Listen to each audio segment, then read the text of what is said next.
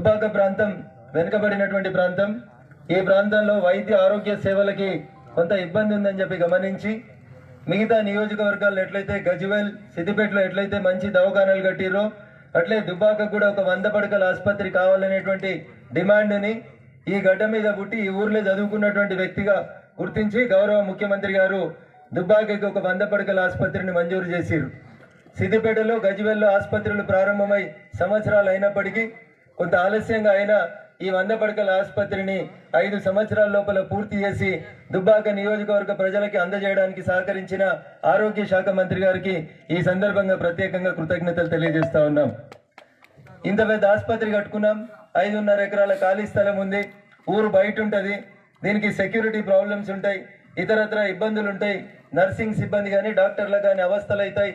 ఒక కాంపౌండ్ వాళ్ళు అంతర్గతంగా సీసీ రోడ్లు కావాలని చెప్పినప్పుడు మంత్రి గారు ముందుకొచ్చి 1,16,00,000 కాంపౌండ్ వాళ్ళకి ఇచ్చినారు. అంతర్గతమైనటువంటి సీసీ రోడ్లకు ఇచ్చినటువంటి ఫైలు ఎక్కడ మిస్ అయినట్టుంది మంత్రి గారు. ఒక 70 లక్షల రూపాయలు ఆసుపత్రి చుట్టూ ఉన్నటువంటి ప్రాంతం లోపల సీసీ రోడ్లకని మీకు ఇంతకుముందే ఒక విజ్ఞాపన పత్రం ఇవ్వడం జరిగింది కాంపౌండ్ వాళ్ళతో పాటు. ఈరోజు దయచేసి అంతర్గత సీసీ రోడ్లకు అవసరమైనటువంటి ఆ 70 లక్షల రూపాయలని మంజూరు చేయాల్సిందిగా మంత్రి గారికి విజ్ఞప్తి చేస్తా ఉన్నాం. ఇప్పుడు 30 మంది సిబ్బందితో ఉన్నటువంటి 30 పడకల ఆసుపత్రి 100 పడకల ఆసుపత్రికి పెరిగింది కాబట్టి ఏ రకంగానైతే గజ్వేల్ సిరిసిల్ల సిద్దిపేటలో సిబ్బందిని పెంచుతూ మీరు 81 మందికి పెంచుతూ ప్రతి ఆసుపత్రి లోపల కూడా వైద్య సిబ్బందిని పెంచుతూ ఒక ప్రత్యేకమైనటువంటి జీవో ఇచ్చినారు. దానికి సంబంధించి కూడా గతంలో తమరికి ఒక వినతి పత్రం ఇచ్చినాం. ఈ ఆసుపత్రికి జనవరి 1వ తారీఖు వరకు చిన్న చిన్న వర్క్స్ ఉన్నాయి సార్, అవి పూర్తయ్యే లోపు పూర్తి స్థాయి లోపల మిగతా 100 పడకల ఆసుపత్రికి ఇచ్చినట్టు ఆ 81 మంది సిబ్బందిని మా ఆసుపత్రి కూడా కేటాయిస్తూ జీవో విడుదల చేయాల్సిందిగా మంత్రి గారికి విజ్ఞప్తి చేస్తా ఉన్నాం. ఆసుపత్రిలో కావాల్సినన్ని రూములు ఉన్నాయి, కావాల్సినన్ని బెడ్స్ ఉన్నాయి, 2-3 సౌకర్యాలు పెండింగ్ ఉన్నాయి. ఎప్పుడైనా ప్రమాదం జరిగితే ఆసుపత్రికి తీసుకొస్తే అర్జెంటుగా పెట్టాల్సినటువంటి విభాగం ఒకటి ఐసీయూ విభాగం ఉంటుంది. ఆ ఐసీయూ విభాగానికి సంబంధించినటువంటి హాలు టెక్నికల్గా కట్టి పెట్టడం రెడీగా ఉంది, కానీ దాంట్లో కావలసినటువంటి మిషనరీ అత్యవసర సేవలు అందించడానికి ఐసీయూ విభాగానికి కావాల్సినటువంటి ఒక ఐసీయూ విభాగాన్ని మంజూరు చేసి దానికి కావాల్సినటువంటి మిషనరీని కూడా మంజూరు చేయాల్సిందిగా మంత్రి గారికి విజ్ఞప్తి చేస్తా ఉన్నాం. స్థలం విశాలంగా ఉంది, 5.5 ఎకరాల స్థలం ఉంది. ఇక్కడ ఇంత పెద్ద ఆసుపత్రి, రాత్రిపూట ఎవరైనా పేషెంట్లు వస్తే ఇబ్బంది కావద్దు అంటే స్థానికంగా వైద్యులు ఉండడానికి ఒక 4 డాక్టర్ల క్వార్టర్లు, ఒక 10 మంది సిబ్బందికి సంబంధించినటువంటి క్వార్టర్స్ ని ఒక అంచనాలు మీకు ఇప్పటికే అందజేసిన మంత్రి గారు. కాబట్టి వెంటనే వైద్య సిబ్బంది డాక్టర్లు మరియు ఇతర నర్సింగ్ సిబ్బంది ఉండడానికి మా ఆసుపత్రికి క్వార్టర్స్ కూడా మంజూరు చేయాల్సిందిగా మీకు విజ్ఞప్తి చేస్తా ఉన్నాం. గతంలోనే ఇతర ప్రాంతాలకు సంబంధించి ఏ రకంగానైతే డయాలసిస్ సెంటర్లు ఈ జిల్లాలో మొత్తం 3 డయాలసిస్ సెంటర్లు అవసరం ఉన్నాయి. అందులో ఒకటి మంత్రి గారు సిద్దిపేట వారి నియోజకవర్గానికి సంబంధించినటువంటి నంగునూరులో ఒక డయాలసిస్ సెంటర్, హుస్నాబాద్లో ఒక డయాలసిస్ సెంటర్, దుబ్బాకలో ఒక డయాలసిస్ సెంటర్ ఇవ్వచ్చు, ఫీజిబిలిటీ ఉంది అని చెప్పి వైద్య విధాన పరిషత్ కమిషనర్ గారు జూన్ 7వ తారీఖున మీ ఆఫీస్కి ఒక ఉత్తరం పంపడం జరిగింది సార్. అప్పుడు ఆరోగ్య మంత్రి గారు వేరే వారు ఉండి శాంక్షన్ రాలేదు, కానీ ప్రస్తుతం మీరు ఆరోగ్య శాఖ మంత్రికి వచ్చినారు కాబట్టి వెంటనే మా దుబ్బాక కూడా ఒక డయాలసిస్ సెంటర్ని మీ నంగునూరుతో పాటు మా దుబ్బాక కూడా ఒక డయాలసిస్ సెంటర్ని మంజూరు చేయాల్సిందిగా మీకు విజ్ఞప్తి చేస్తా ఉన్నాం.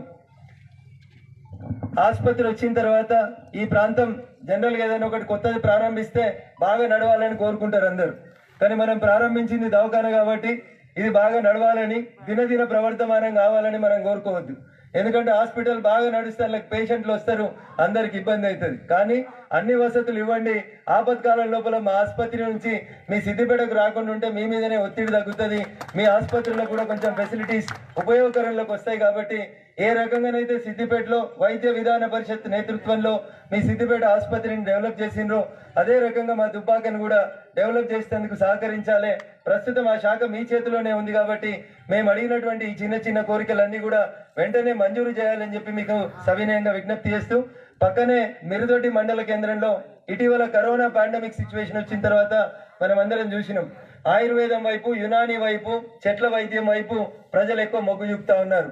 మిరుదొడ్డిలో ఒక యునాని వైద్యశాల ఉంది, ఆ యునాని వైద్యశాలకు సంబంధించినటువంటి డాక్టర్లని అక్కడ సరి అయినటువంటి సిబ్బంది లేని కారణం చేత సిద్దిపేటకి డిప్యుటేషన్ మీద తీసుకెళ్లిండ్రు మంత్రి గారు. కాబట్టి దయచేసి మా మిరుదొడ్డిలో ఉన్నటువంటి యునాని ఆసుపత్రిని తిరిగి పునరుద్ధరించి సిబ్బందిని యునాని ఆసుపత్రి మిరుదొడ్డికి తిరిగి బదిలీ చేయాల్సిందిగా, అది శాఖ మీదే కాబట్టి మీకు విజ్ఞప్తి చేస్తా ఉన్నాం. అదే రకంగా ఇందాక తిమ్మాపూర్ గ్రామం లోపల డబుల్ బెడ్రూమ్ల ఓపెనింగ్ అని పోయినప్పుడు ఆ గ్రామంలో ఉన్నటువంటి ప్రైమరీ హెల్త్ సెంటర్ కి ఒక ప్రహారీ కూడా నిర్మాణం కావాలని అక్కడ ఉన్నటువంటి డాక్టర్లు గ్రామస్తులు అడిగినారు.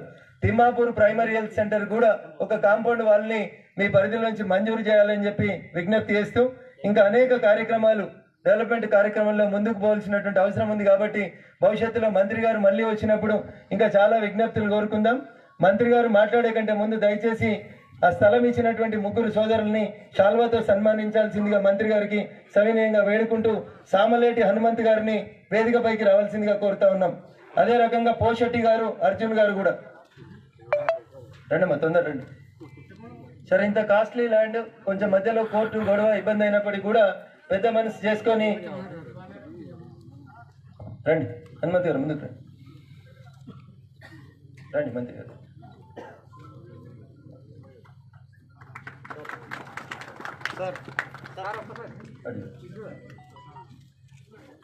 రండి ముందు. సార్, వీళ్ళ ముగ్గురు బ్రదర్స్ ఉన్న స్థలం లోపల ఆ మెయిన్ రోడ్ కూడా చాలా స్థలం పోయింది, అయినప్పటికీ కూడా మళ్ళీ స్థలం ఇచ్చారు. ఇంకొకరు రాలేదా? ఇంకొకరు. హాయ్ ఫ్రెండ్స్, మా టుడే టుమారో యూట్యూబ్ ఛానల్ చూస్తున్నందుకు చాలా థ్యాంక్స్. మరిన్ని లేటెస్ట్ వీడియోస్ కోసం వెంటనే సబ్స్క్రైబ్ చేయండి. అలాగే ఈ బెల్ ని కూడా రింగ్ చేసేయండి. మా నోటిఫికేషన్స్ అన్ని మీ మొబైల్లో వస్తాయి. అలాగే మా వీడియోస్ మీకు నచ్చితే లైక్ చేయండి, షేర్ చేయండి, నచ్చకపోతే కామెంట్ చేయండి.